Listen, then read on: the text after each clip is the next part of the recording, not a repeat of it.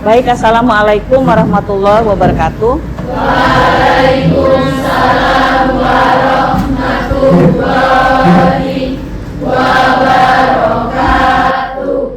Anak-anak sekalian, hari ini pelajaran praktikum akuntansi perusahaan jasa dagang ya. Kita menyambung pembelajaran yang minggu kemarin, itu sudah sampai ke worksheet. Hari ini kita akan mempelajari mengenai menyelesaikan siklus akuntansi perusahaan dagang. Nah, sebelum kita mulai, agar apa yang kita lakukan ini berkat, mendapatkan ridho, rahmat, dan juga ilmu ini berguna bagi kalian, Ibu persilakan untuk Fahri pimpin dulu teman-temannya untuk berdoa. Baiklah, marilah teman-teman, sebelum kita memulai pelajaran pada hari ini, marilah kita bersama-sama berdoa menurut agama dan kepercayaan masing-masing. Berdoa mulai.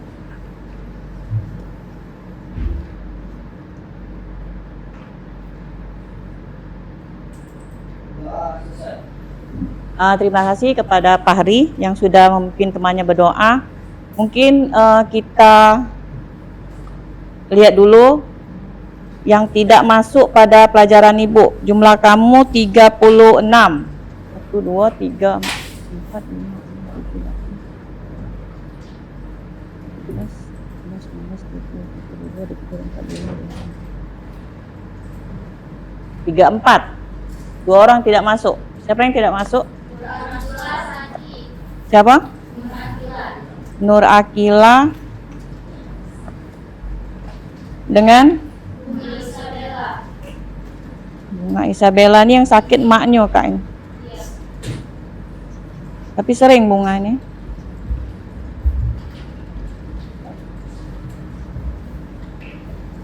Bunga ada suratnya? Itu Nur Akila ada suratnya? Bunga juga ada suratnya? Ada. Coba anak-anak semuanya ya perhatikan. Kita minggu kemarin sudah sampai ke worksheet. Worksheet itu apa bahasa Indonesianya? Neraca lajur ya. Apa guna kita buat worksheet pada perusahaan jasa dagang? Apa guna kamu buat worksheet?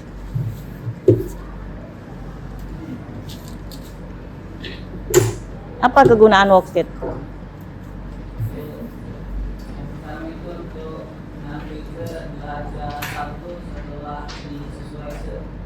Untuk menampilkan neraca saldo setelah disesuaikan. Apalagi gunanya kita buat worksheet?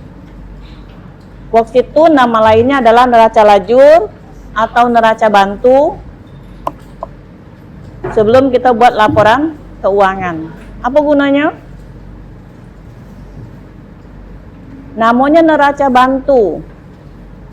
Berarti gunanya untuk membantu. Membantu itu biasanya mempermudah. Kalau tidak buat worksheet, bisa kita buat laporan keuangan?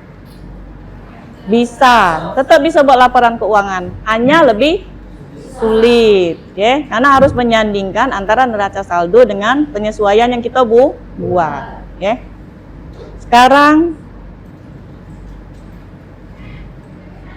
nah, kita lihat dulu tujuan pembelajaran kita hari ini apa? Tujuannya yaitu menganalisis siklus akuntansi perusahaan dan membuat laporan keuangan. Sebelum Ibu masuk ke materi kita mengenai laporan keuangan, mungkin di sini anak-anak Ibu tahu ada yang pernah ikut organisasi, baik OSIS ataupun organisasi yang ada di luar sekolah, ya. Ada banyak kegiatan yang kita lakukan. Banyak ada kegiatan OSIS? Ataupun yang ikut kegiatan di luar, banyak kegiatan. Nah, ketika kegiatan itu dibuat sebagai bentuk pertanggungjawaban, biasanya apa yang kamu buat? Laporan, ya. Penting laporan? Mengapa laporan itu penting? Yo, jadi bukti. Jadi bukti apa? Setiap kegiatan pasti ada keluar duit atau uang. Bukti bahwa kegiatan itu sudah terlaksana. Bukti penggunaan dana, ya. Bukti penggunaan dari uang. Nah, begitu juga dengan perusahaan. Perusahaan itu besar, nak. Perusahaan itu sangat besar. Banyak transaksi. Perusahaan jasa saja transaksinya banyak, apalagi perusahaan dagang. Perlu tidak perusahaan itu buat laporan? Perlu. Sebagai bentuk apa tadi? Pertanggungjawaban. Ya, pertanggungjawaban atas kegiatan yang sudah dilakukan. Selain pertanggungjawaban, apalagi guna kita buat laporan keuangan?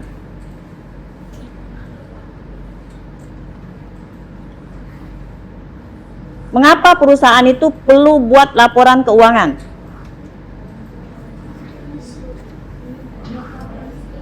Untuk tahu kondisi keuangan. Kondisi apa, Nak? Kondisi apa, Tiara? Apa kondisinya? Kondisi keuangan tuh, ya perusahaan itu dapat laba atau rugi. Kalau tidak dibuat laporan keuangan, tahu tidak dia laba? Tahu tidak dia rugi? Ya. Siapa yang di sini rumahnya punya warung? Siapa yang ada warung di rumahnya? Siapa yang punya warung? Tiara? Kasih, mana kasih? Mana kasih? Ah, kasih. Kasih ada warung ya? Warungnya ada pencatatan enggak? Kalau punya nyatet paling dikorek-korek. Buat laporan keuangan?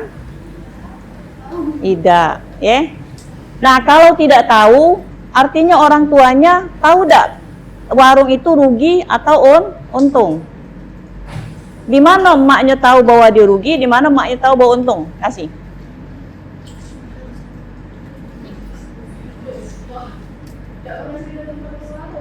Gak pernah cerita tentang warung. Menurut kamu, Nak, menurut kamu, Be, kalau kita lihat warung, orang warung itu tahu dia untung atau rugi dari mana? Kan warung jarang buat laporan keuangan, apalagi warung kecil. Dia jual. Ya boleh, coba Patrick, dari mana? Dari mana? Dari stok barang. Barangnya tadi siko jadi 2, jadi 3, berarti dia untung. Terus dari apa lagi, Rizky? Dari mana Ki kita tahu warung itu untung atau rugi? Duit tinggalnya masuk terus tiap hari. Oh, itulah untung lah itu, Bu. Nah ini, siapa Cece ini? Loren ya? Loren, kira-kira kalau nyingok untung dari mana Loren? Modalnya, tadi modalnya 1 juta, tiba-tiba sekarang lah jadi 5 juta. Oh, berarti untung. Nah, itu secara manual, Nah, dalam perusahaan kalau sudah besar, tidak bisa lagi hanya kira-kira. Mau kita punya perusahaan hanya dikira-kira untung atau rugi? Tidak mau kan? Nah, maka itu perlu yang namanya laporan keuangan. Ya. Jadi perusahaan itu baik perusahaan kecil maupun perusahaan besar perlu adanya laporan keuangan sebagai bentuk pertanggungjawaban, ya. Sebagai bentuk kita sudah pakai dana, kita sudah melakukan kegiatan, ya. Sekarang lihat, nah ini laporan keuangan. Jadi laporan keuangan itu memegang peranan penting dalam sebuah perusahaan. Itu yang Ibu sebutkan tadi. Apa dia penting? Karena dia akan memberikan data kondisi perusahaan itu, kata Tiara tadi, laba atau rugi. Dengan melihat angka dalam laporan keuangan, seseorang dapat mengetahui posisi keuangan perusahaan tersebut. Apakah perusahaan laba atau perusahaan rugi. Ya, itu laporan keuangan. Sekarang kita lihat, di dalam perusahaan ada beberapa jenis laporan keuangan. Yang pertama, laporan laba rugi atau income statement, laporan perubahan ekuitas atau statement of change in equity, kemudian laporan posisi keuangan, statement of financial position, laporan arus kas, statement of cash flow, kemudian yang terakhir adalah catatan atas laporan keuangan. Ada berapa nak jenis laporan keuangan? Ada 5, ya. Nah, laporan-laporan keuangan ini untuk membuatnya ada beberapa trik yang harus kita lakukan, ya. Pertama, kita lihat sumber datanya. Untuk membuat laporan keuangan itu kita harus tahu sumber data. Buat laporan, misalnya saja tadi kegiatan OSIS mau buat laporan tentang pelaksanaan Good Day kemarin. Ya kan harus buat laporan pelaksanaan Good Day. Sumber datanya dari mana? Sumber datanya dari mana?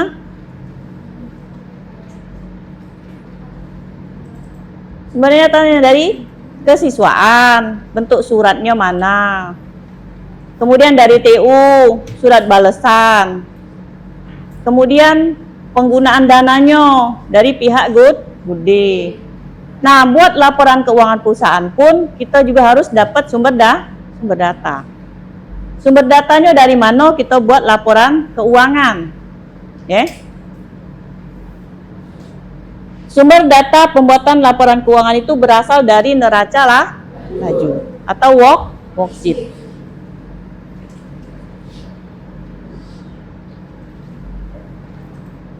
Nah, ini worksheet yang kita kerjakan kemarin.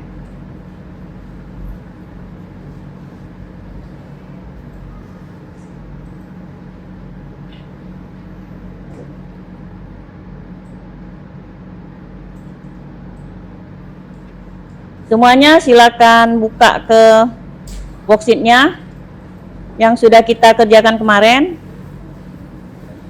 Nah, ini yang sudah kamu kerjakan worksheet. Coba buka.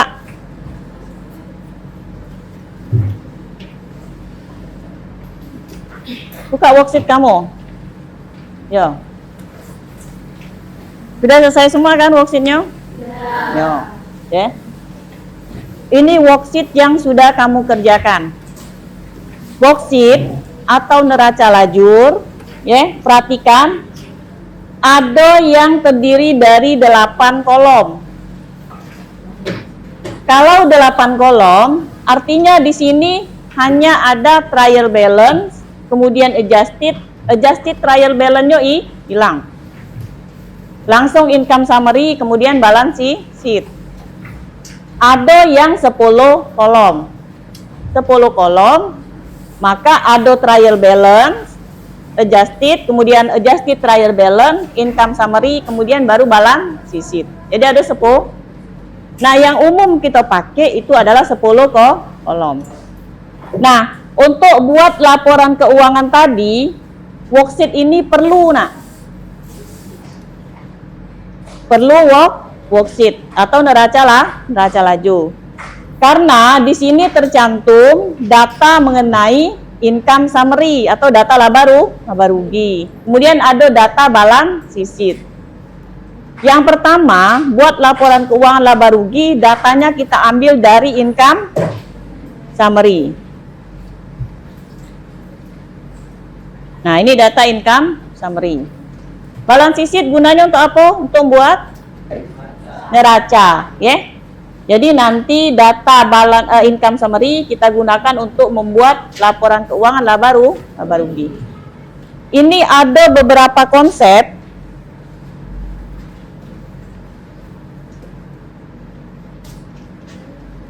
Nah, sebelum kita buat laporan laba rugi, ada beberapa konsep laporan keuangan. Pertama, kita harus cari dulu penjualan bersih. Ya, penjualan bersih itu penjualan plus biaya angkut, kemudian dikurang retur penjualan sama dikurang potongan penjualan.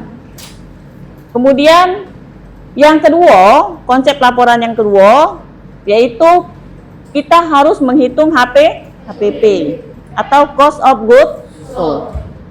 Nah, dalam metode pencatatan kan ada dua nih, ada metode pencatatan fisik, ada metode pencatatan persediaan secara perpetual, ya. Kalau fisik, HPP-nya harus kita cari.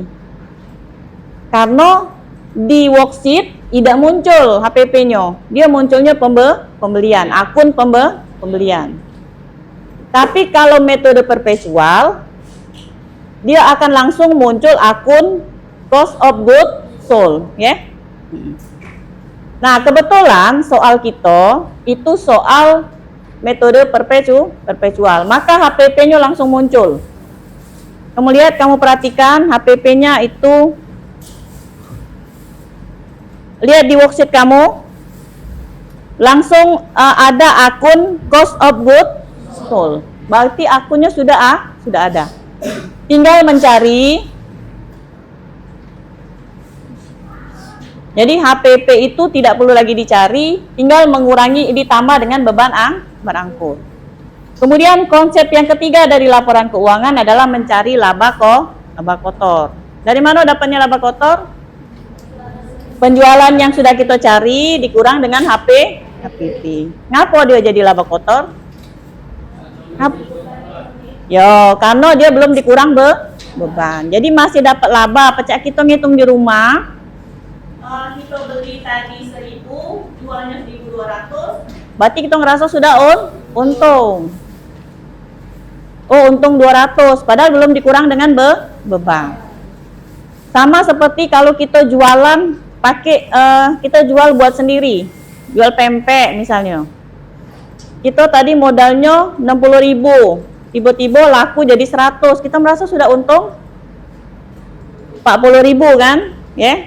Padahal harusnya kita kurangi dengan tenaga yang sudah kita keluarkan. Kurangi juga dengan minyak yang sudah kita pakai.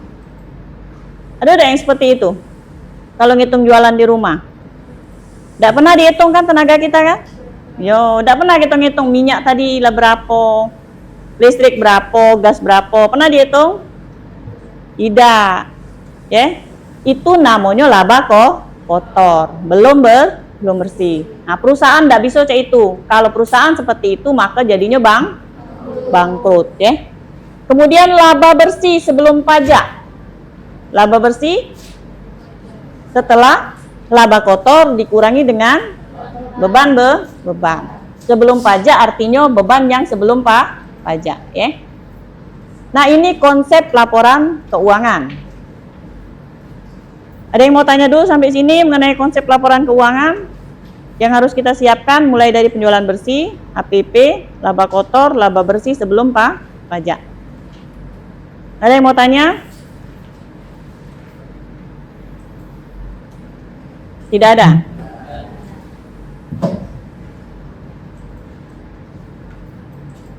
Sekarang kita lihat ke soal, ke worksheet. Worksheet yang kamu pegang. Semuanya pegang worksheet? Worksheet, neraca lajur. Perasaan sudah belajar gitu kemarin. Mana Rizky?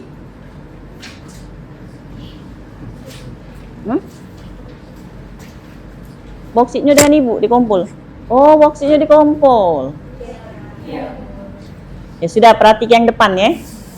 Sekarang lihat worksheet kamu, lihat worksheet yang di depan. Karena kita akan menyusun laporan keuangan. Pertama, berdasarkan konsep, kita harus menghitung penjualan bersih.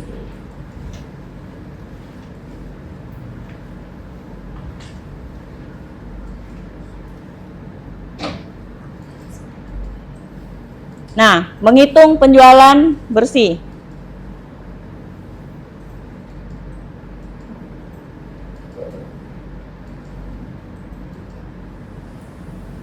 Ada yang bisa ngerjainnya berdasarkan worksheet tadi?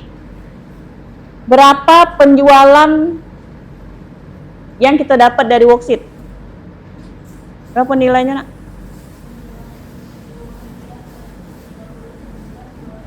Coba diketik. Sini Manda. Yo.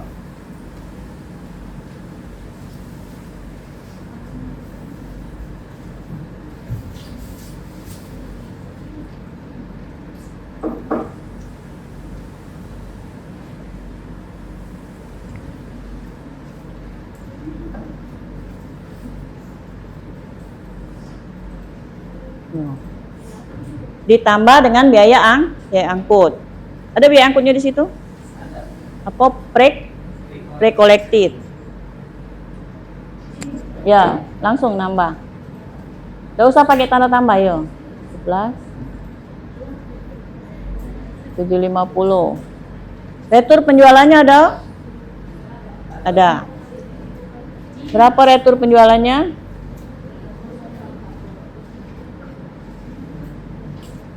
Kemudian ada potongan? Tidak ada berarti tidak usah di. Nah sekarang jumlahnya berapa? Jadi penjualan bersih sama dengan ke ini di sini. Sama kayak kemarin nah kita sama dengan yang di penjualan ditambah biaya angkut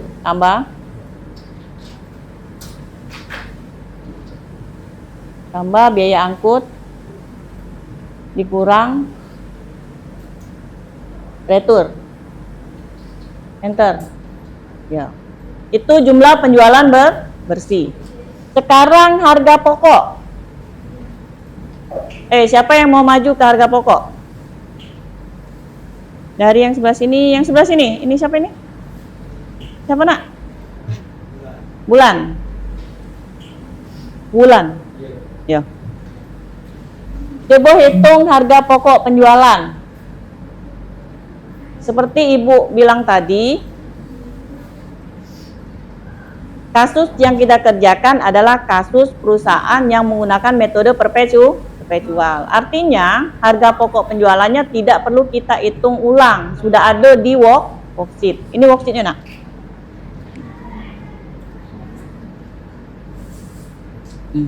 Coba lihat, cost of goods sold-nya berapa?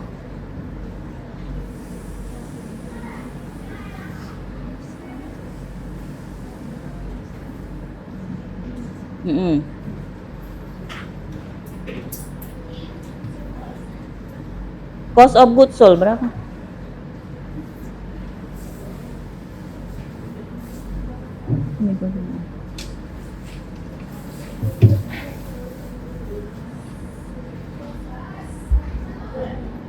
Ya, ditulis di tempat tadi.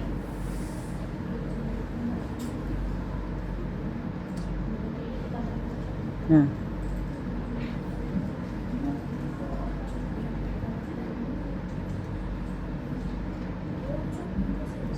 Lima 900 tadi.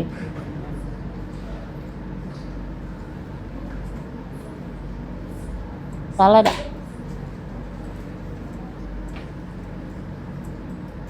Berapa nak? Coba lah lihat nak. 11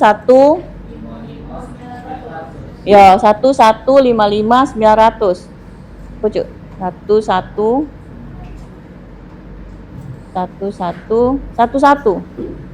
55 900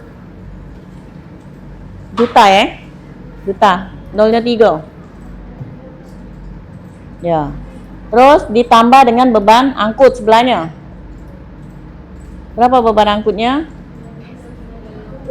Berapa? 13.350. Nah, maka jumlah HPP-nya ke sebelah sama dengan yang HPP ditambah dengan beban angkut.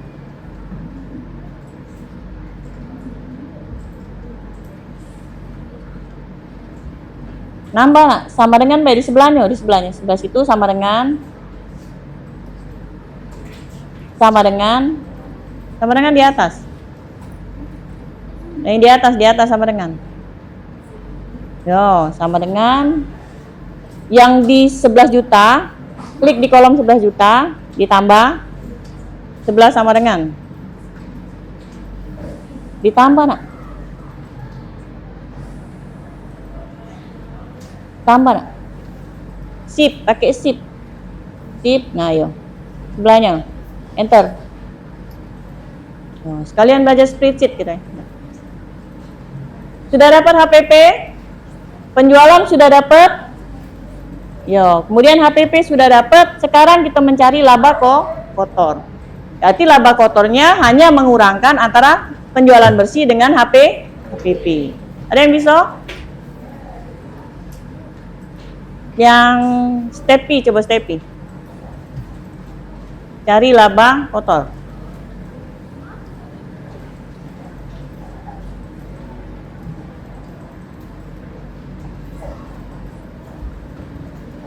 Laba kotor itu tinggal ngurang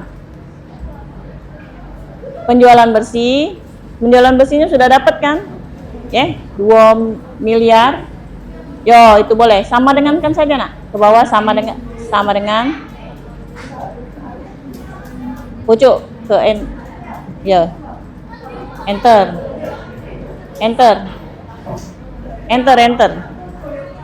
Nah, sebelahnya HPP sama dengan HPP sama dengan lagi ke tempat HPP. Ya. Enter. Nah, sekarang ke sebelahnya.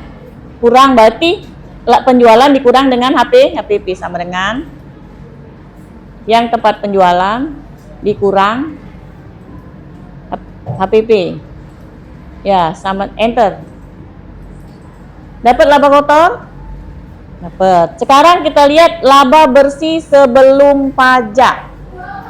Kalau sebelum pajak, berarti laba kotor tadi dikurang dengan beban-beban yang bukan pajak. Oke. Sekarang Ibu jelaskan dulu.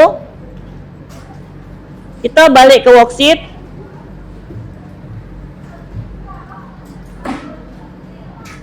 Nah.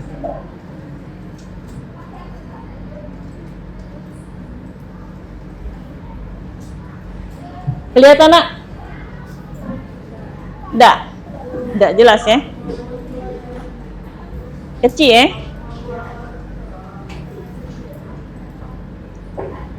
Sangat tidak terlihat katanya. Ini Bu pendek ke ya? Nah, di beban ada advertising expense, ada telepon expense, ada office supplies expense, ada bad debt, ada depreciation, ada insurance, ada rent expense, ada wages and salaries, ada maintenance, ada other operating expense. Kemudian ini bukan expense, revenue artinya pendapatan. Kemudian ada interest expense, kemudian bank service charge, dan terakhir income tax expense.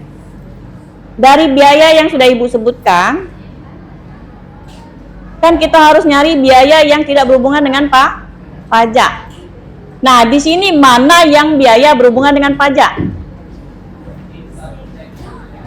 Yo, income tax expense. Artinya ketika menghitung income tax expense-nya tidak usah dihitung. Paham? Nah, ulang ya. Kita tadi mau mencari laba bersih sebelum pajak. Namanya sebelum pajak. Artinya laba kotor kita kurangi dengan beban-beban yang bukan pajak. Dari beberapa beban yang ada di worksheet, beban yang berhubungan dengan pajak itu hanya satu, yaitu income tax expense. Maka ketika menghitung beban, kita hitung seluruh beban tanpa menghitung income tax expense. Kita tambahkan nak? Kita tambahkan dari advertising expense sampai ke bank service charge. Berapa dapat duitnya? Nah, ada yang mau ngitung?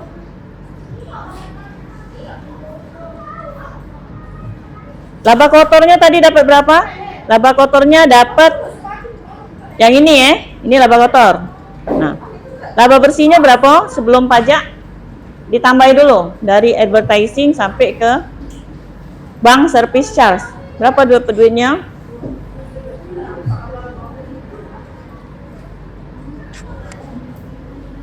Ini nak. Kita tambahkan pakai Excel ya. Ini nih kelebaran ini nah, jadi besarnya ini. Nah.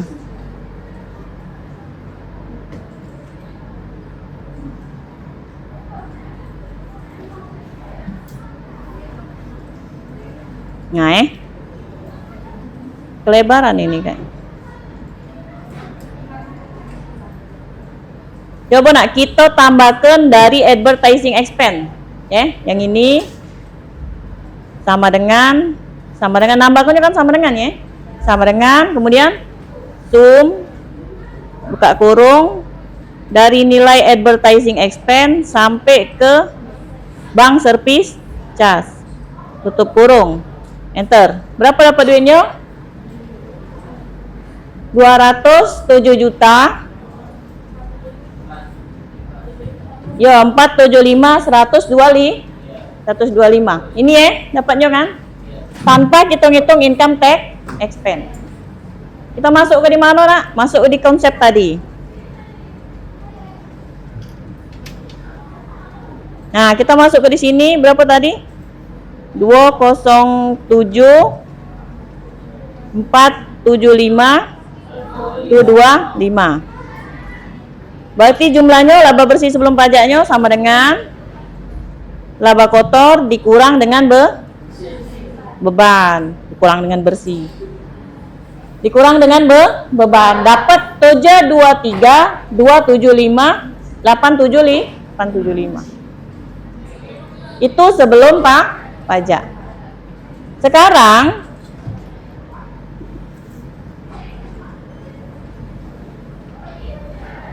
ini kita coba masukkan ke dalam laporan laba rugi yang secara sistematis. Apakah ini bentuk laporan keuangan yang sebenarnya di perusahaan? Bukan. Ini hanya korek. Nanti kalau kamu sudah expert, sudah bisa membuat laporan keuangan tanpa alat bantu seperti ini, artinya bisa langsung buat laporan keuangan.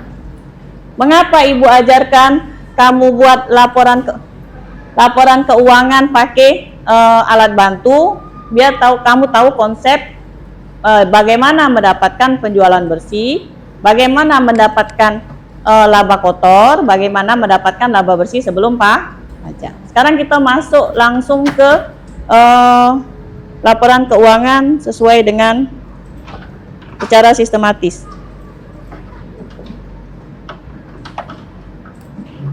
Nah,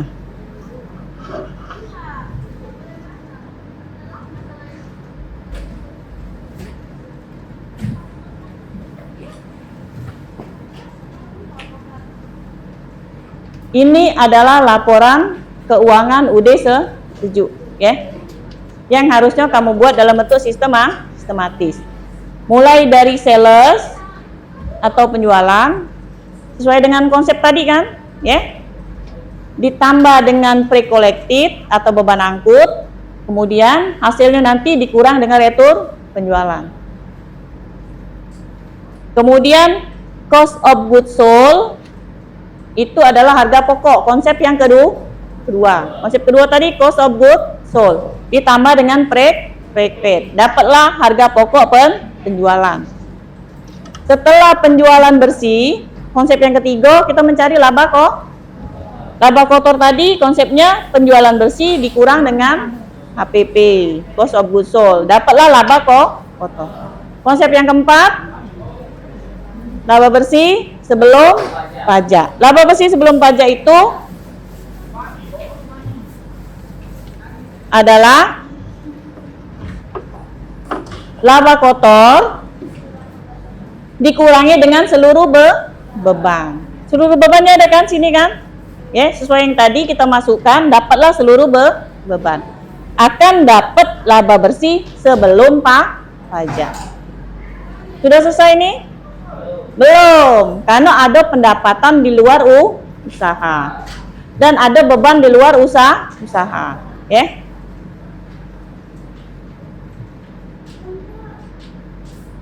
Nah, kamu masukkan beban di luar usahanya, kemudian baru masukkan dengan pajak. Minggu kemarin kita sudah sampai worksheet, sudah Ibu jelaskan tentang laba rugi. Coba kalian kerja dulu di kertas yang ada di kalian untuk membuat laporan laba rugi. Ibu kasih waktu 10 menit. Buatlah laporan laba rugi sesuai dengan format yang Ibu kasih. Ya.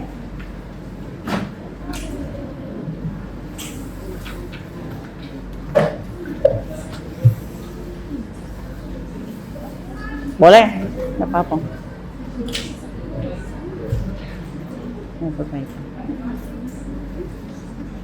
Buatnya sesuai konsep ya. Konsep pertama, kamu harus buat penjualan bersih. Konsep kedua, buat cost of goods sold. Konsep ketiga, ngitung laba kotor. Konsep keempat, ngitung laba kotor sebelum pajak. Kemudian baru masuk pajak. Silakan sekarang pukul 10 menit. Tidak nyampe 10 menit nak buat laporan laba rugi. Asal konsepnya sudah tahu.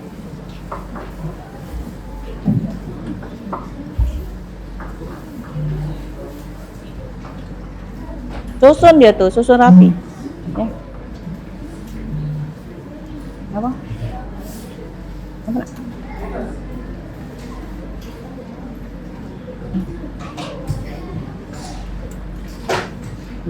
Ngapa pakai inventory?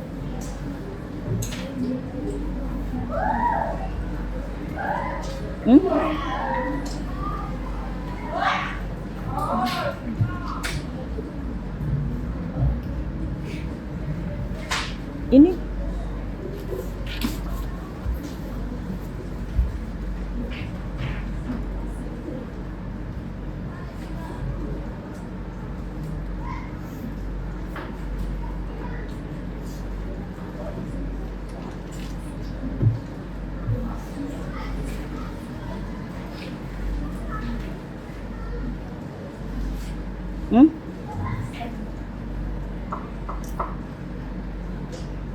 Tuh.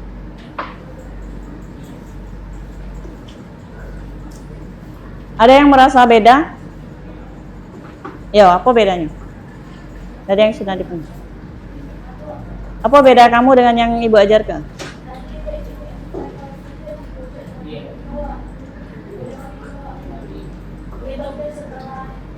Ada inventory. Inventory itu inventory awal. Inventory akhirnya dari mana dapatnya? Dari mana? Nggak laju juga. Perhatikan kawannya kita beda ada apa-apa. Yang penting ada alasan kamu bedanya ngapo ya. Kata kawannya ngitung mereka pakai inventory. Artinya kalau pakai inventory ada inventory awal, ada inventory akhir. Inventory awal dapatnya dari mana? Dari neraca lajur. Yang inventory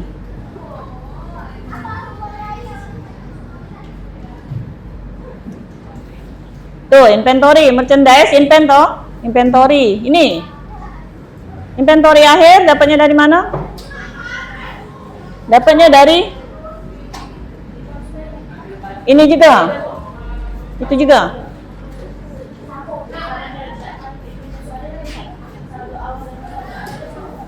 Saldo awal dengan saldo akhirnya sama.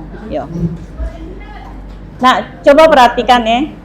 Tadi ketika ibu menjelaskan di awal, ibu ngomong pencatatan persediaan ada 2.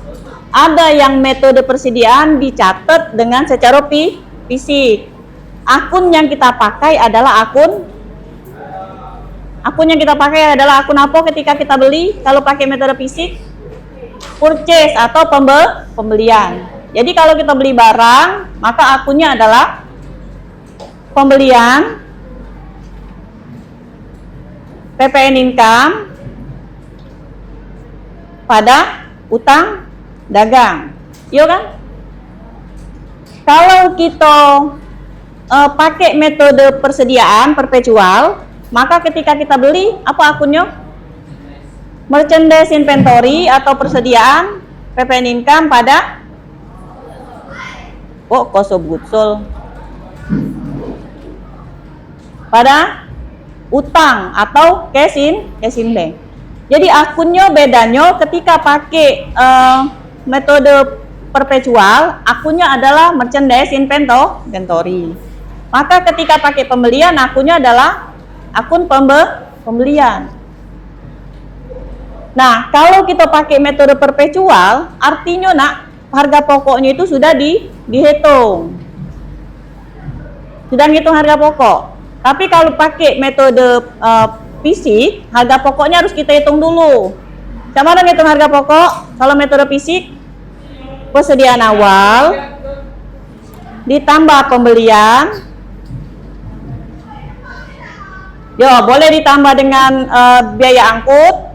Jadilah barang siap dijual, dikurang dengan persediaan akhir. Maka jadilah harga pokok. Tapi kalau metode perpetual, ya, harga pokoknya itu sudah dihitung ketika kita membuat jurnal. Artinya, kalau kamu pakai metode perpetual, kamu hitung lagi dari barang siap dijual, kemudian dikurang persediaan akhir, yang awal dengan akhirnya sama kan? Nah, ngapa dua kali gawe?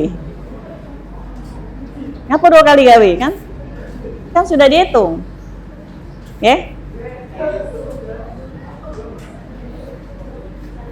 Ada lagi yang nak nanya? Paham tak maksud ibu? Ibu ulang. Ya. Pencatatan persediaan ada dua metode. Metode fisik dengan metode perpetual.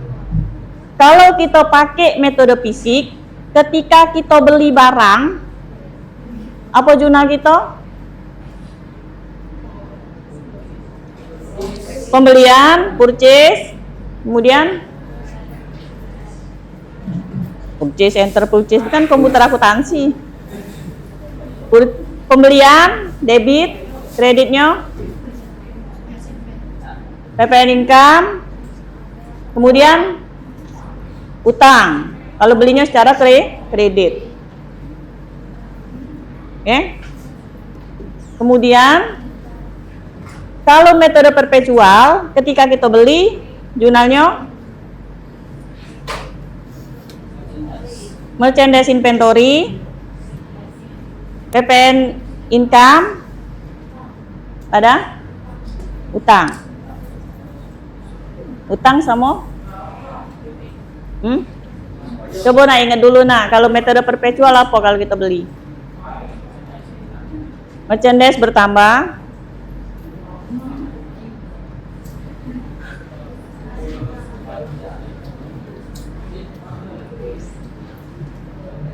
ya pembelian,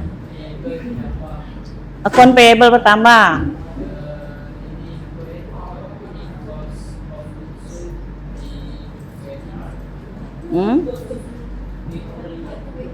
pembelian.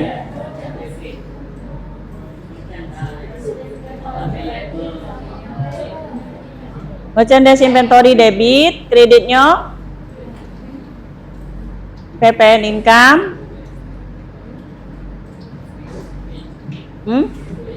apa? Yo, prepaid, kemudian apa lagi? Yo, paid in to PPN income. Terus account payable. Yo, benar. Ya. Nah, artinya nak, ketika kita buat metode perpetual, dia di AJP-nya tidak di jurnal lagi, tidak disesuaikan lagi, karena data merchandise inventory-nya, persediaan barang dagangnya sudah otomatis bertambah. Sedangkan kalau kita buat metode fisik, kan dihitung tuh secara fisik berapa nian barang yang ada di gudang kan? Kan kalau metode fisik kita tidak tiap hari masuk ke di dalam kartu sediaan, itu bedanya kan? Kita ngitungnya secara fisik berapa nih yang ada barang di gudang, baru kita hitung, oh barang nih tersedia di gudang sekarang ini tinggal berapa atau ada berapa, itu secara fisik. Maka ketika akhir periode harus dibuat penyesuaian atas persediaan yang masih ada. Tapi kalau metode perpetual, kita nyatet barang itu ada berkurang atau bertambahnya setiap hari, setiap ada perubahan atas persediaan, yaitu nyatetnya di mana? Di kartu sediaan, sehingga sediaan barang dagangan itu akan ada datanya setiap hari dan tidak perlu disesuaikan. Ya? Bingung? Tidak apa nak bingung, berarti berpikir ya. Sebenarnya udah apa-apa, cuma agak ribet karena kamu harus ngulang-ngulang. Ngulangnya data persediaan awal yang 522, data persediaan akhir datanya sama. Ujungnya masih sama. Tapi kan orang akuntansi itu simple, tepat dan rapi. Kalau bisa simple, ngapo harus muter-muter? Ya kan? Ya. Sudah selesai? Mana? Yang lain? Mana? Ngapa ini tidak sama ini? Salah. Ibu minta satu orang maju, silakan buat di sini.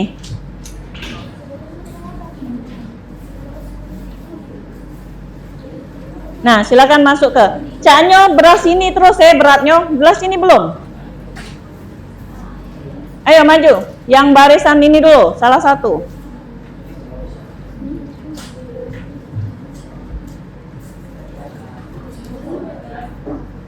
Ayo nak. Oh Rizky. Rizky ini kertas tidak bawa. Mak mana lah nak begawi. Bawa tak? Oh Patrick mana?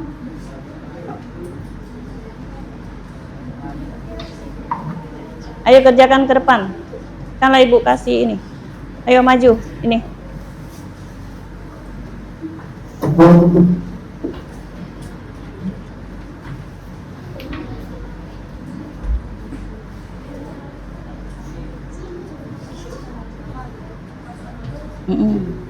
Ini kan pisah ke antara yang beban di luar usaha dengan beban.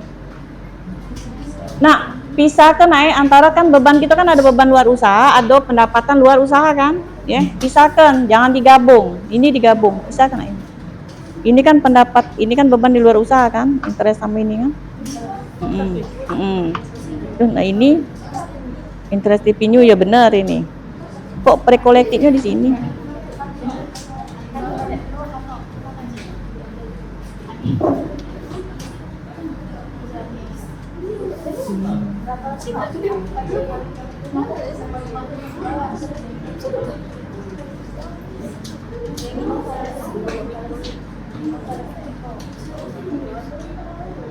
Mana?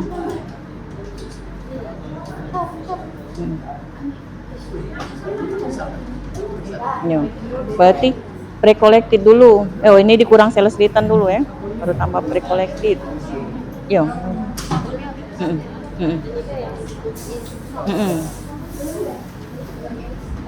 Nah, tapi ini pisahkan. Oh, ini benar. Mana other operating expense-nya mana? Nah, ini. Mana other operating expense? Tidak other expense-nya mana? Ini, oh ini dua ya. Iya, dua ini. Salah ini naruh. Ininya di sini. Benar.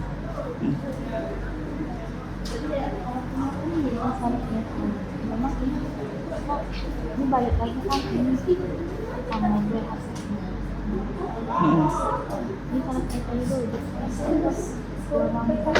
Ditambah dengan pre-collected dulu dah. Baru. Kenapa lah?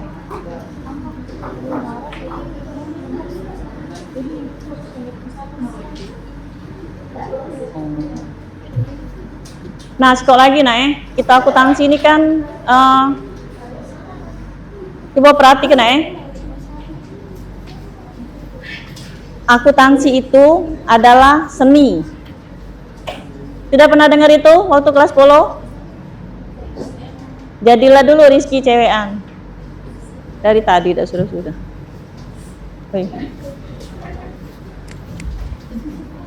Akuntansi itu adalah seni. Ya. Ayo buatlah ini.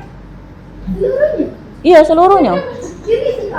Sampai habis, sampai laba rubi. Akuntansi itu adalah seni. Kalau seni artinya ngerjakannya itu ya dengan situasi atau menghasilkan sesuatu yang menyenangkan ya.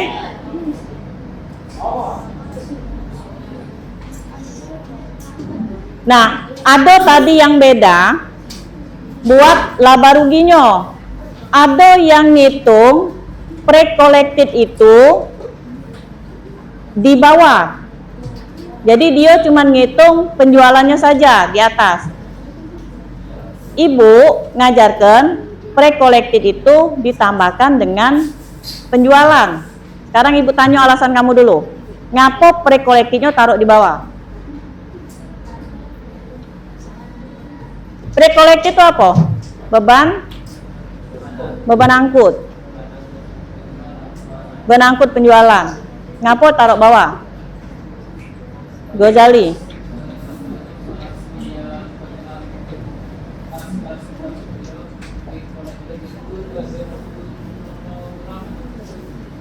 Nomor 8. Jadi taruh di bawah. P kelas 11. Masuk di other expense. Other income. Pre-collected other income. Berarti pre-collected beban angkut itu pendapatan. Itu pendapatan. Yang lain. Payo, Rizky, yang lain. Apa alasannya pre-collectednya taruh di bawah?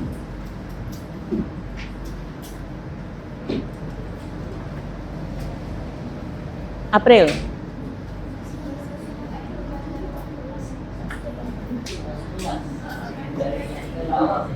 Meneruskan pembelajaran kasus. Nah, yang itulah yang kata ibu tadi, nah akuntansi itu kan seni. Artinya kita wong akuntansi ini harusnya tidak berpatokan pada satu konsep yang ini. Harusnya juga kita bisa cari ngapo. Kita ini kan kalau akuntansi itu bisa ngapal. Karena yang kita pelajari itu adalah angko. Kita harus paham konsep. Misalnya konsep harta itu kalau bertambahnya di debit, kalau berkurangnya di kredit. Tadi pre-collected. Pre-collected itu adalah beban angkut. Beban kata Fahri masuk di pendapatan lain-lain. Apa masuk jadi pendapatan? Kita dapat duit tak dari beban angkut itu? Kita dapat duit ya? Kan penjualan.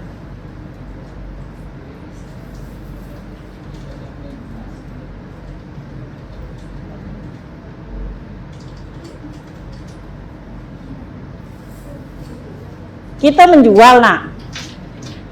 Ada beban angkutnya. Nah, ngapo beban angkut dari barang yang kita jual itu jadi pendapatan di kita?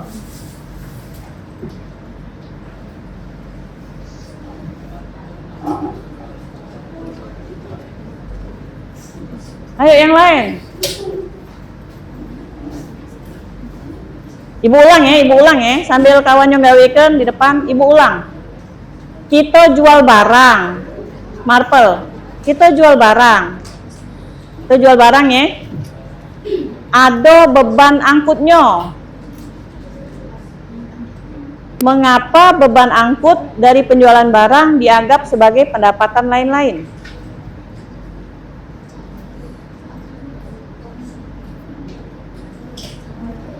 Pari.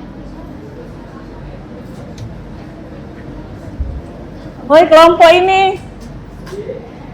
Ica, ngapa, Ca?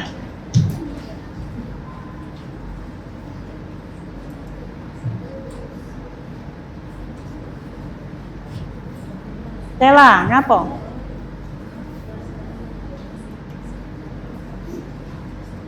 Apa, Pari?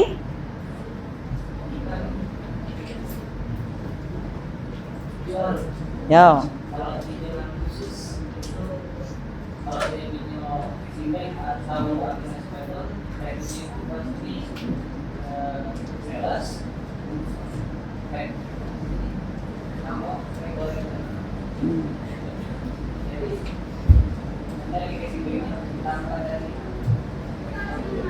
Dari kata Pari, kita cuma dari jurnal, Bu. Ketika kita menjual barang, jurnal penjualan itu sales, PPN outcome, pre-collected, kreditnya,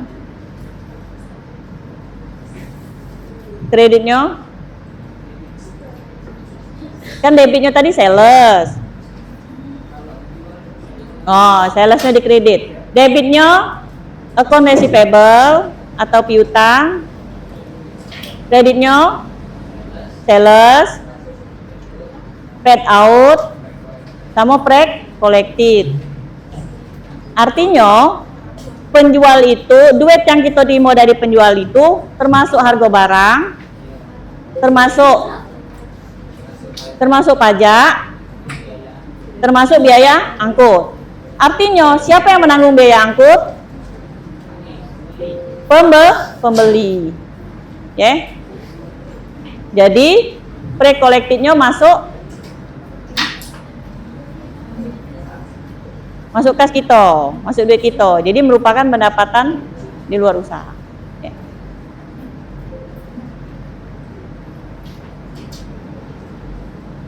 Yang lain? Setuju dengan Fahri? Setuju, karena Fahri ranking 1, Bu. Pasti tidak salah. Marpel?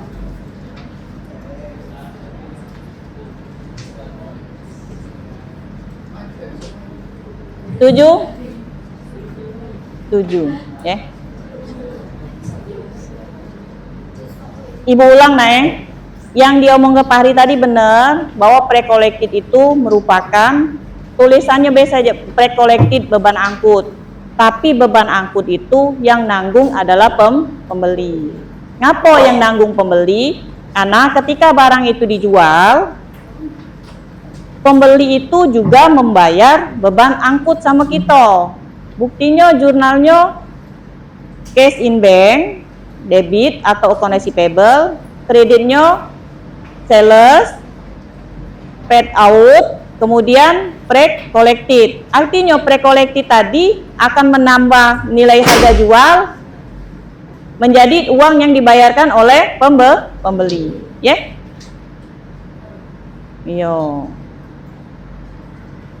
Nah, ngapa ibu ngajari kamu naruh pre-collected itu dekat sales? Ada hubungannya dengan jurnal tadi juga. Karena ketika kita membuat laporan laba rugi, pre-collected itu akan bersamaan dengan sales. Jadi biar dia tidak jauh, biar dia tidak lost data bahwa pre-collected ini adalah bagian dari sales. Dia menambah sales kan, ya. Nah, tapi kalau ada guru yang mengajarkan bahwa pre-collected itu ditaruh di bawah karena dia merupakan pendapatan lain-lain, berarti alasannya sama seperti yang ibu ngomong tadi, ya. Dia menganggap beban itu ditanggung oleh pembeli, ya.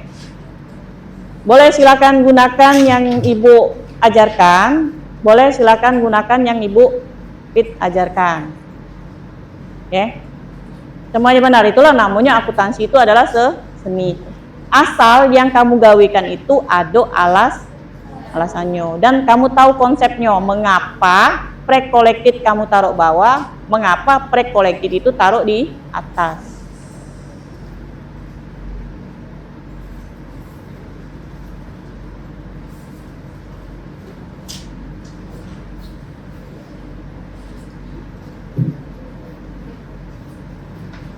Ada yang mau tanya dulu sampai sini?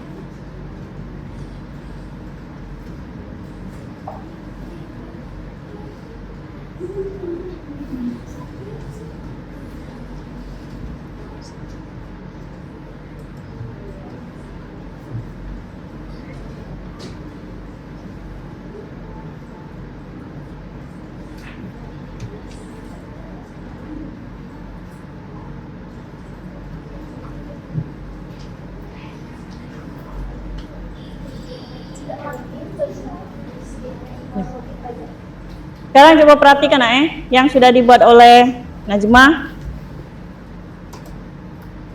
Semuanya perhatikan. Ini sales. Ibu tambahkan salesnya dengan pre-collected biar dapat penjualannya. Kemudian dikurang dengan retur penjualan. Ini namanya penjualan bersih. Kemudian ini cost of goods sold. Langsung ditambahkan dengan pre-collected. Kalau kamu tadi kamu ngitung merchandise inventory awal, kemudian dikurang dengan ditambah dengan cost of goods sold, dikurang dengan merchandise akhir. Sedangkan awal dengan akhir kalau metode perpetual itu sama. Biar ringkas seperti ini. Kemudian dapatlah HPP 116. Harusnya HPP-nya tidak ditaruh di sini. Di mana naruh HPP ini? Ini juga harusnya ke sini. Biar jelas dia. Ini kita pindahkan. Nah, jadi di sini penjualan bersih. Net sales. Kemudian yang sini ini namanya HPP. HPP-nya taruh sini. Ini namanya COGS, cost of goods sold. Ini namanya laba kotor. Dapat dari mana laba kotor tadi?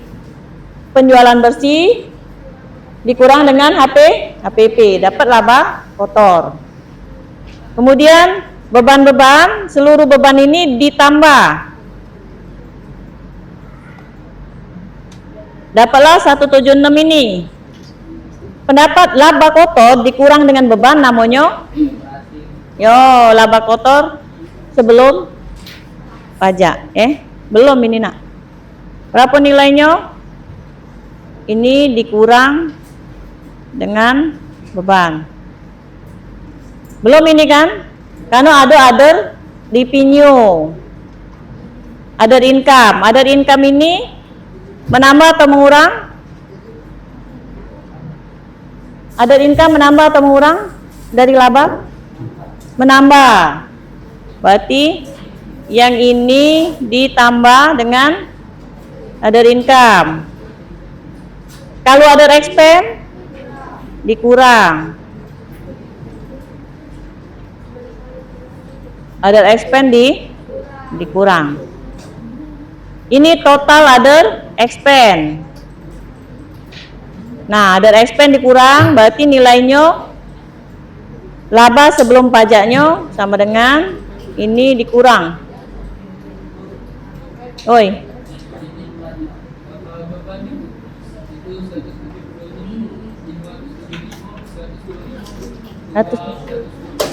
Di mana yang kurang 125-nya? Bad debt. Mana bad debt? Ini 125 Nah, ini kan? Ini laba sebelum pajak. Berapa pajaknya? 7 juta. 7.840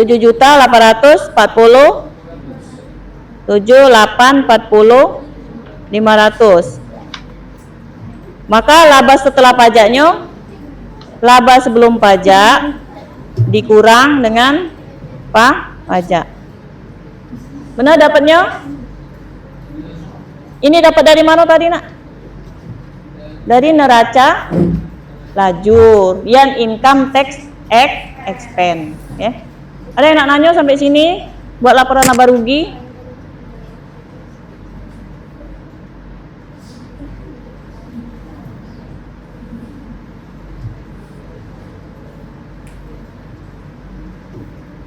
Ada yang nak nanya sampai sini?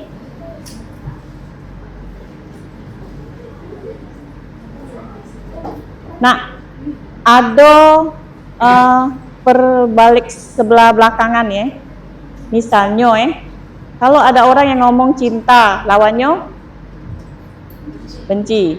Ada yang orang ngomong memperhatikan, lawannya tidak memperhatikan Sebenarnya nak, cinta lawannya tidak benci. Karena benci tetap artinya cinta, tapi dengan cara yang lain. Kalau cinta, lawannya itu mengabaikan. Kalau benci, artinya dia masih memperhatikan, pengen wong yang kemarin dia cintai berubah dengan cara dia benci. Supaya dia berubah. Akhirnya kalau dia berubah, maka dia akan kembali cinta. Tapi kalau mengabaikan, artinya mengabaikan itu artinya tidak peduli. Artinya cintanya itu sudah hilang. Nama itulah di kita memperhatikan, lawan katanya bukan tidak memperhatikan. Kalau tidak memperhatikan, artinya mungkin dia masih mikir, tapi bisa jadi tidak mengerti, akhirnya tidak memperhatikan. Itu ibu juga sering terjadi. Ketika ibu melok misalnya workshop atau webinar, nah sudah tidak nyambung, sebenarnya ibu masih memperhatikan, tapi sudah tidak ngerti lagi, akhirnya tidak memperhatikan. Nah yang salah itu adalah bukan tidak memperhatikan, tapi mengabaikan. Mengabaikan itu artinya sudah tidak peduli. Nah ibu harap dalam pembelajaran kamu anak akuntansi, sudah kelas 12, tidak ada lagi kata-kata mengabaikan. Karena bukan saatnya lagi kamu mengabaikan. Kalau kamu lah mengabaikan di akuntansi, harusnya kelas 10 pindah ke jurusan lain, biar tidak ketemu akuntansi. Tapi kalau lah kelas 12, berusahalah untuk bisa memperhatikan. Kalau kamu tidak perhatikan, tidak dapat apa-apa.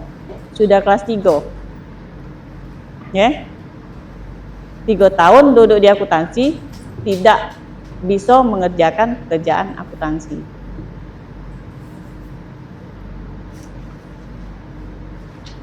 Kamu ini hobian kali bajak ngomong cinta-cintaan. Sudah? Yang ini sudah? Ada yang nak nanya? Ada yang nak nanya lah Barugi? Masalah perbedaan tadi tidak apa-apa, Kayak kita bahas lagi. Kalau sudah, kita lanjut dulu ke setelah buat laporan laba rugi tadi? Laporan perubahan ekuitas,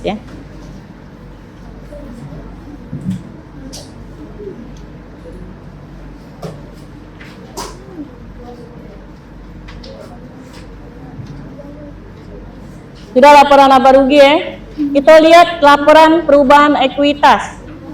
Apa ekuitas tuh? Modal. Laporan perubahan ekuitas artinya laporan perubahan Ngapa dia berubah?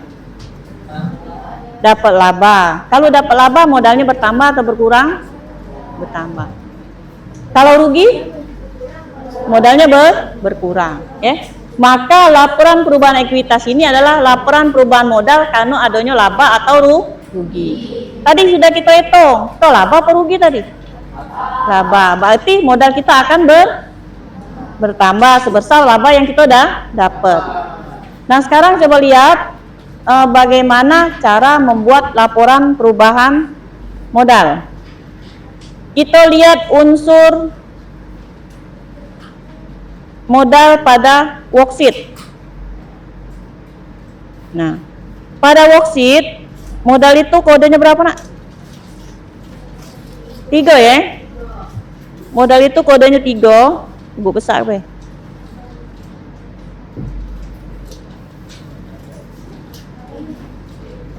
Kelihatan? Nah, modal ini DEPA kapital. Di worksheet nilainya 922.650. Kita dapat laba 721 juta. Artinya nanti modalnya yang terakhir tidak lagi 922 tapi sudah ditambah 700. Tapi coba perhatikan, di unsur modal selain DEPA kapital ada DEPA drawing. DEPA drawing itu artinya apa nak? Prepay atau pengambilan pribadi. Pengambilan pribadi ini mengurang atau menambah modal? Mengurang. Artinya sebelum ditambah dengan laba, laporan perubahan ekuitas itu modalnya harus dikurangi dulu dengan DEPA drawing, baru nanti ditambah dengan laba. Ibu minta salah satu kamu. Nah, isi sesuai dengan yang tadi sebelah sini, sekarang sebelah sini, Gozali.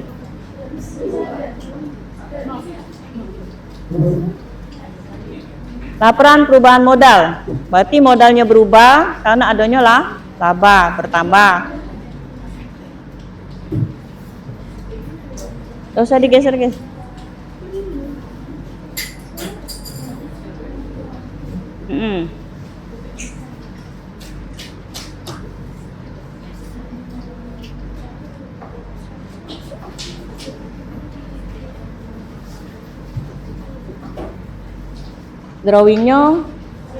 Drawing itu pengambilan pribadi mengurangi modal 25.400.000, nilainya sama dengan, ya boleh sama dengan, biar tahu jumlah. Depa kapital dikurang depa drawing. Ngapa ditulis depa? Langsung di kolom depa itu, kolom ini. Yo, klik, dikurang depa drawing itu. Enter. Nah, dapat kan? Sekarang tadi dapat labanya berapa? 721. Duduk dulu kasih. 721 235 375. 37. Angka 7-nya mana? 375, antara 3 dengan 721 235 7 5. Nah, berapa modal akhirnya? Sama dengan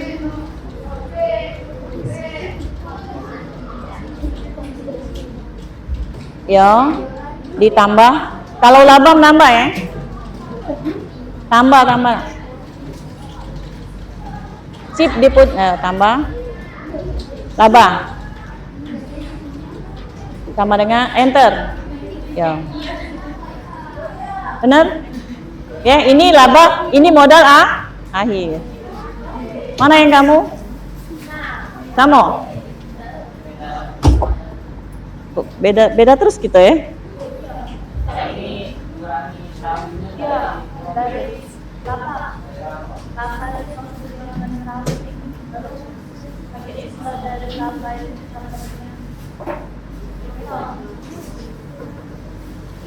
Ngapa sangat dikurangi? Ngapa dikurangi dari laba drawing? Biar gampang. Ya. Apa Wisnu? Kamu katanya ngitung laba akhir itu, modal akhir, drawingnya dikurangkan dari laba.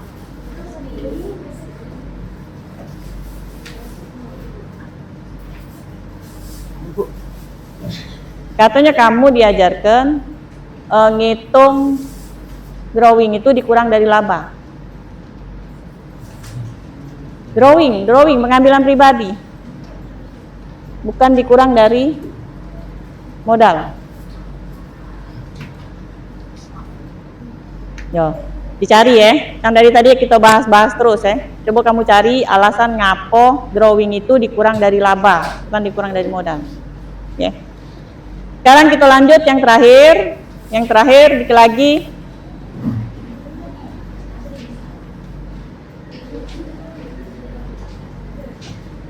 Laporan yang ketiga adalah laporan perubahan posisi keuangan. Posisi keuangan dalam akuntansi terdiri dari sebelah. Posisi keuangan di akuntansi terdiri dari sebelah debitnya aktiva, sebelahnya pasiva. Aktiva itu merupakan harta, pasiva itu merupakan modal plus utang. Ibu ulang ya. Ini laporan perubahan laporan posisi keuangan. Artinya di laporan ini berisi posisi keuangan kita, posisi sebelah aktiva berapa dan posisi sebelah pasifanya berapa. Sebelah aktiva itu adalah harta, sebelah pasifa adalah modal dan utang. Di mana data sumbernya? Biar cepat gawe kenyo. Kembali lagi ke laptop. Yon, ngaca lajur ya. Yon, ngaca lajurnya ada di laptop ibu. Kembali lagi ke worksheet. Kita lihat worksheet. Ada kolom balance sheet. Balance sheet inilah untuk data neraca. Ya. Yang kode 1 adalah kode aset atau aktiva. Kode 2 dan 3 adalah kode pasifa. Jadi tinggal kamu inventarisir be. Lihat dari worksheet yang kode 1 nanti masuk aktiva, kode 2 dan 3 masuk pasifa. Bisa? Yo. Kita lihat ke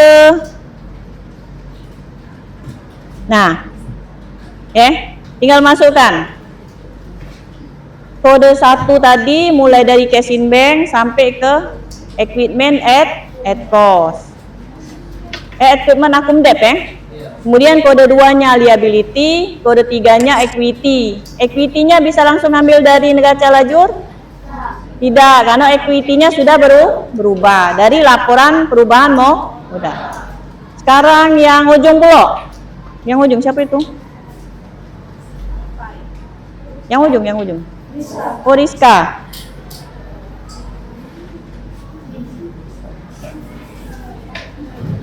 Buat sebelah aktiva be.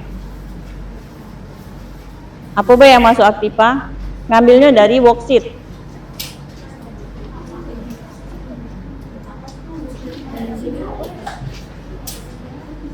Berarti tinggal kamu pindahkan yang worksheet ini ya.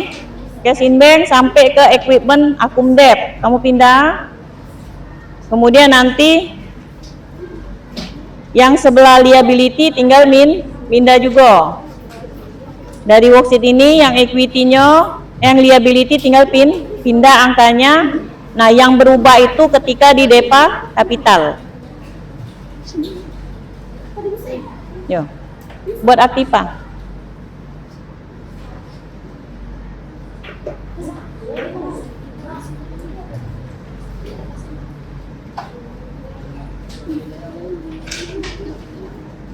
Nanti yang buat pasifanya pai sebelah itu, sebelah Rizka tadi.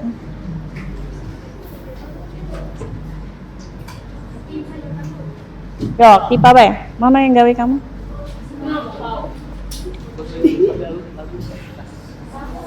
Boleh lah.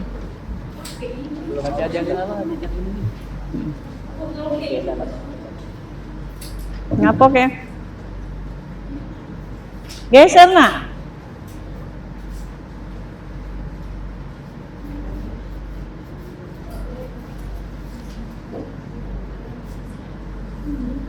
Nah, ngapa kamu ibu biasakan buat dari laptop ya? Kaget kamu ketemu spreadsheet. Ibu lah sudah coba ngomong untuk spreadsheet kamu, kaget bisa diajari walaupun cuma 1 kali pertemuan. Nah, biar kamu agak biasa ngitung-ngitung pakai spreadsheet.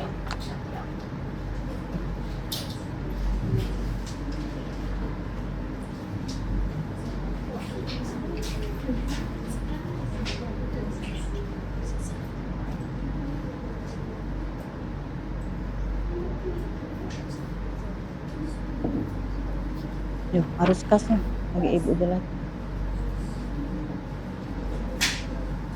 Tidak dari neraca lajur harus. Bukan. Sudah ini ibu jelas.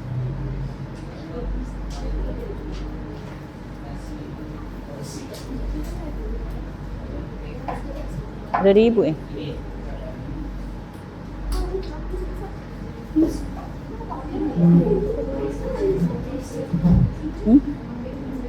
Apa? Allowance. Tidak pakai min kan ngurang dia kakek. Yo dalam kurung boleh. Mana gawe kamu? Yo.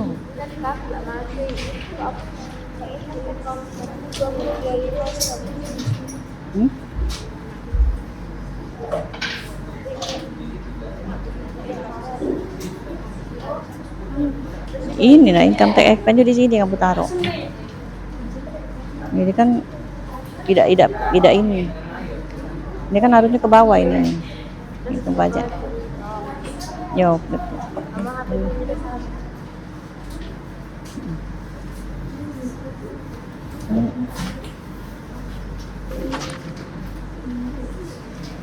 Kamu masih ngitung kayak ini.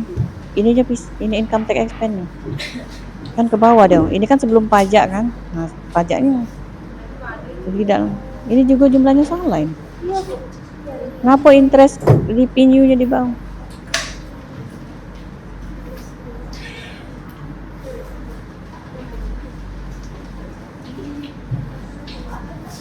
Mana yang kamu gawe? Mana? Tidak gawe. Mana? Tidak dibuat. Belum juga. Iya benar ya. Mana Ki yang kau Ki? Oh ya Allah Ki.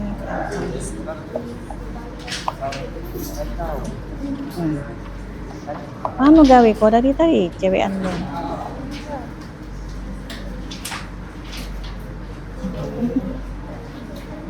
Ibu Jingo ada ya? Mana yang kamu? Ya digawe, tidak diisi. Mana itu? Tidak diisi.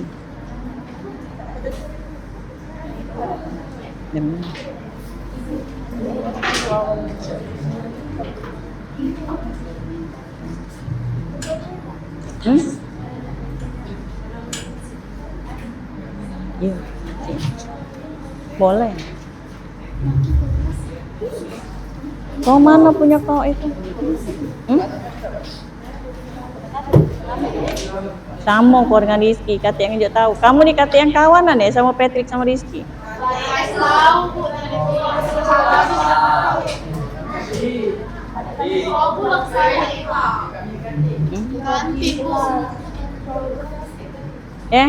Di kopi tuh Rizky sama Patrick. Sebelah sini siapa yang enggak kate? Siapa yang enggak ada?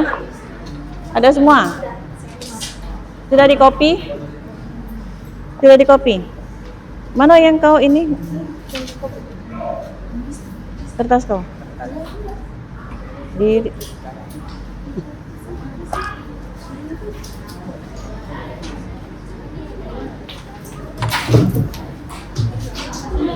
Sudah.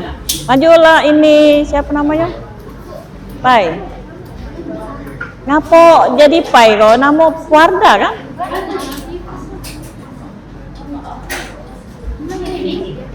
Warda apa dia nih Warda?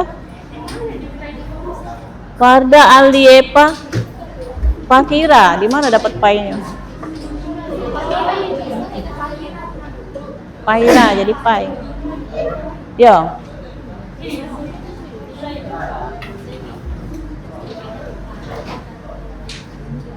Ke bawah lagi, turun lagi nak, turun dikit nak. Nah, total aset. Yo.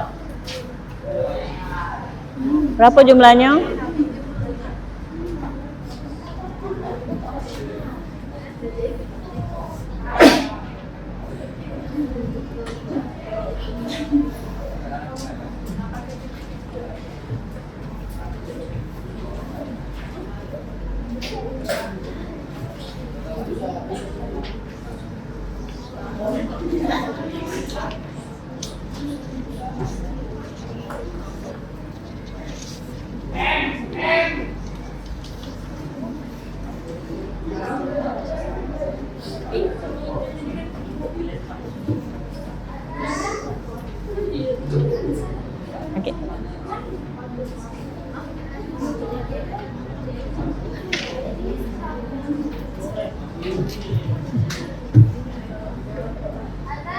Lembar kerjanya dikumpul, minimal ibu tunggu besok pagi-pagi. Oke. Udah kumpul semua pagi-pagi. Lembar kerjanya mulai dari laporan laba rugi, laporan perubahan modal, kemudian neraca. Oke. Kalau sudah boleh kumpul sekarang. Minimal besok pagi di meja ibu.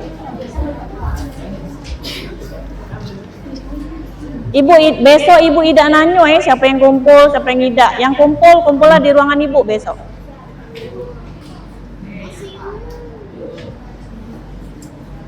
Nanti sekalian ibu koreksi sama yang kemarin.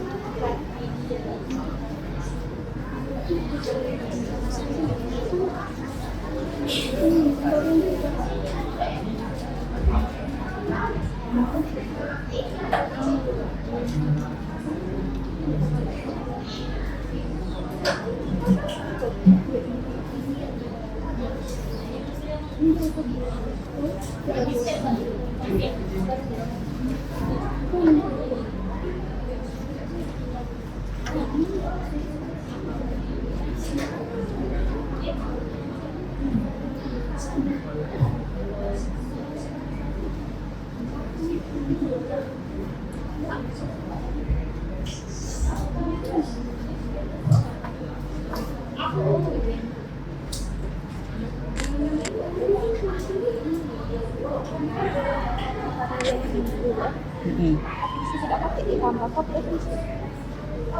total dari sini. Ini PPN out kan? Udah ada isi. Yuk ganti baik. Total current liability.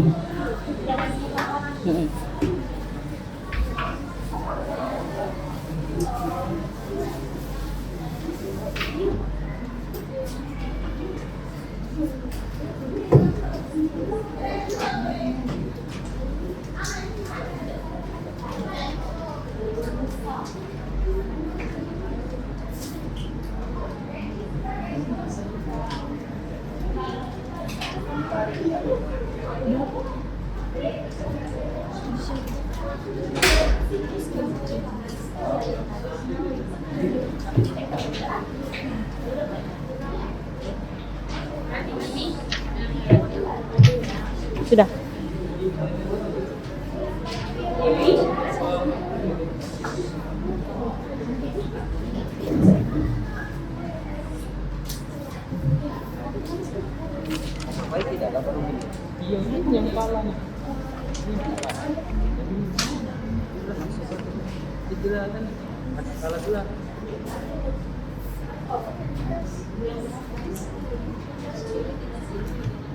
Ya, ikut habis kan.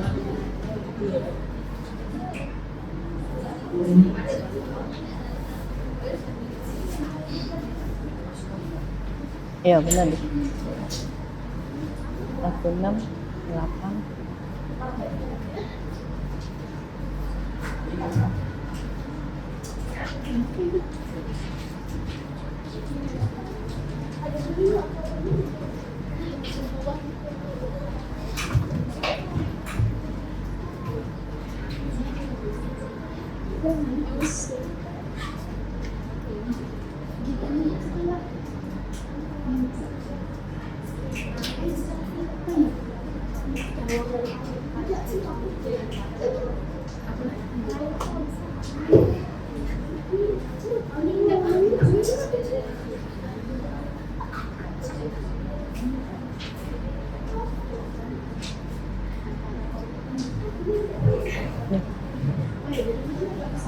Coba perhatikan nak yang digawe ke teman kamu.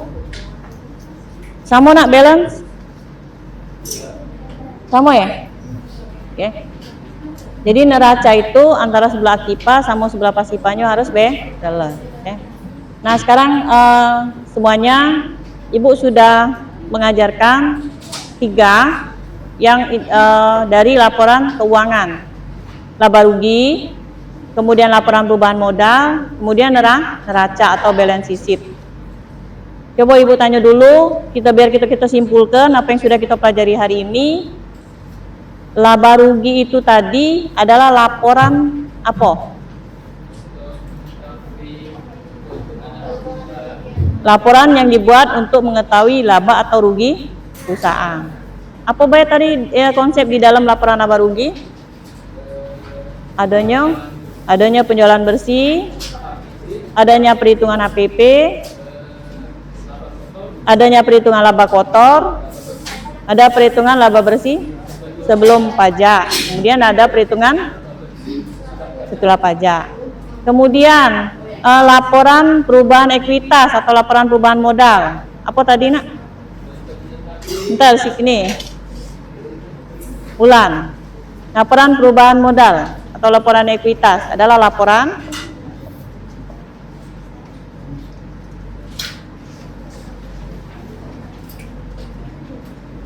tadi sudah Ibu ajarkan, kita buat laporan laba rugi, laporan perubahan modal dan neraca. Sekarang apa yang kamu ketahui mengenai laporan perubahan modal dari yang sudah Ibu jelaskan?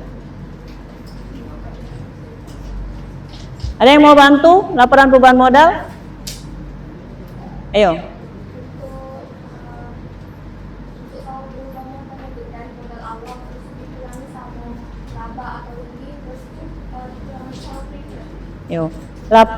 Jadi laporan perubahan modal itu adalah laporan yang dibuat untuk mengetahui perubahan modal, baik perubahan bertambah karena ada laba maupun perubahan berkurang karena rugi. Satu lagi yang terakhir, balance sheet. Apa balance sheet tadi? Neraca adalah laporan yang berisi posisi aktiva dan posisi pasifa. Posisi aktiva adalah posisi aset dan posisi pasifa adalah posisi posisi utang dan modal. Nah, baiklah anak-anak, 3 laporan itu yang sudah Ibu ajarkan di kalian. Silakan nanti tugas yang kalian buat dikumpulkan. Paling lambat Ibu tunggu besok di meja Ibu pukul 7, ya. Mungkin sampai di sini dulu. Silakan coba siapkan HP-nya. Siapkan HP-nya.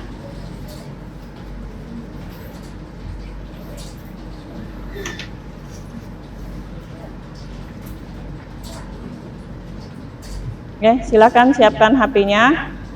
Silakan scan, kerjakan kuis yang ada di depan. Kita baca kuisnya.